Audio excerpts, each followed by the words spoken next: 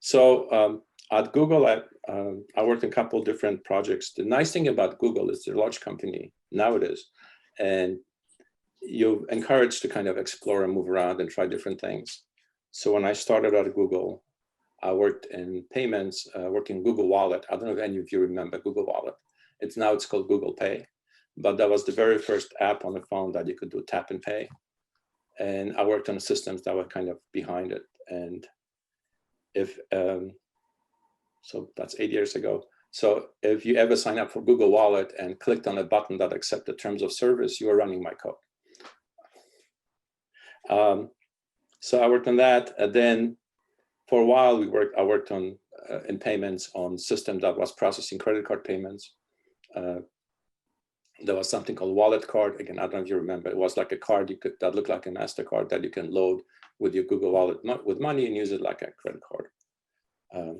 And then I switched to the team I'm on currently, which is there's a large group inside Google called CorpEng, which stands, I guess, for corporate engineering, which builds all the systems that Google uses to run Google. So like all the internal systems, things like, there's some obvious things like managing people, HR information. If you ever apply to Google for a job, or you're talking to one of those systems. There's also some very interesting systems internally that Google has. For example, dealing with legal stuff. Google has lots of legal things has to deal with, so there's all kinds of documents. And the particular thing I worked on an authorization sort of libraries and tools that people use in the various system within Google. And the reason being is that there's a lot of data there, and you have to be super careful about who has access to it. And when I explain this to people, it's like, think about your HR data. It contains things like your bank account numbers, your addresses, your social security numbers. You don't want anybody to access it who's not supposed to access it. So basically, the kind of joke at Google is that any system is either in beta or it's deprecated. So there was an older system that we were replacing. And so the team that I work with now, we had replaced the older system. We're kind of trying to adapt it across Google.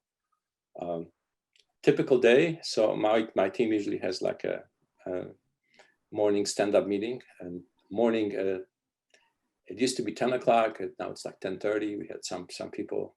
I'm not morning people.